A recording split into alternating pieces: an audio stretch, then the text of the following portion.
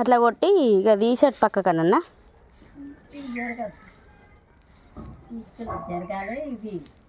అంటే ఒక్కొక్క దగ్గర ఒక్కొక్క కుప్ప వెళ్ళిన కొద్దీ కొడతావు అన్నట్టు. కొట్టి ఇంకెళ్తుందా? ఇంకెండ కొద్దీ అదే అదే అదే.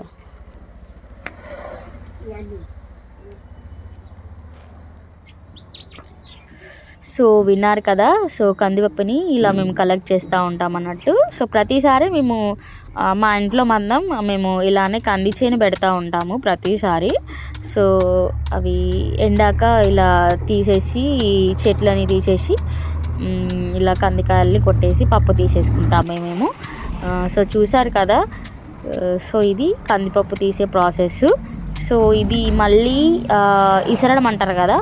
సో ఇవి మనకి ఎండు చిక్కుడుగా అయిపోయిన తర్వాత సో ఇవి మళ్ళీ విత్తనానికి వాడుకుంటాం. సో అంతా ప్రాసెస్ అయిపోయాక ఇప్పుడు మాకు కందిపప్పు అనేది ఇలా అయిపోయింది. సో ఈ డస్ట్ అంతా క్లీన్ చేసేసుకోవాలి మేము. తర్వాత ఇసరాలి అంటారు కదా పప్పుని, అప్పుడే మాకు వాడుకుంటాం కదా. సో ఇది నేను నెక్స్ట్ వీడియో వచ్చేసి మళ్ళీ అప్లోడ్ చేస్తాను. సో మీరు సబ్స్క్రైబ్ చేసుకుంటే మరిన్ని వీడియోస్ ఇంకా చాలా వస్తాయి. సో సబ్స్క్రైబ్ చేసుకోవచ్చు కదా మరి. Bye bye.